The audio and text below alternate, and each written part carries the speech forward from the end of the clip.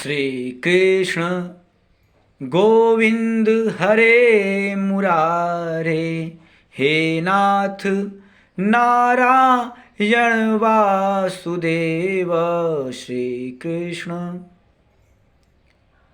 एक बार राजा परीक्षित जंगल में गए।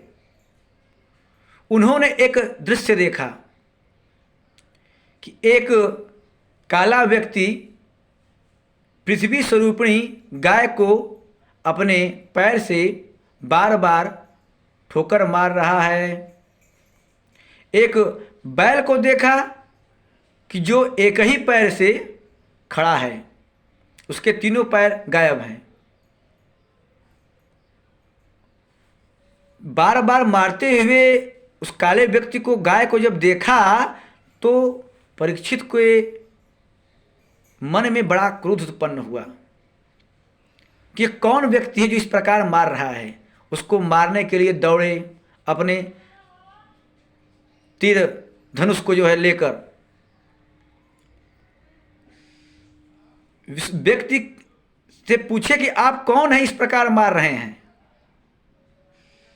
उस व्यक्ति ने कहा कि मैं कलयुग हूं, मुझे आप शरण दीजिए, मुझे आप जान से मत मारिए, मैं आपके शरण में आया हूं, मेरी रक्षा कीजिए, त्राहि माम, मैं आपके शरण में हूं।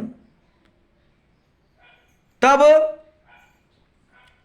राजा ने कहा ठीक है, मैं आपको शरण देता हूं, मैं आपको 4 स्थान देता हूं रहने के लिए। पहला द्यूत, जुआ।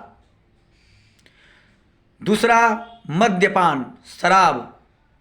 तीसरा पर स्त्री, आसक्ति, पर स्त्री के साथ गलत संबंध बनाना। चौथा हिंसा, जहां पर हिंसा हो। 4 स्थानों को देने के बाद कलयुग ने कहा कि हे राजन, मेरी इच्छा से भी मुझे एक स्थान और प्रदान कीजिए। तब राजा ने कहा ठीक है, मैं एक स्थान और भी आपको देता हूं।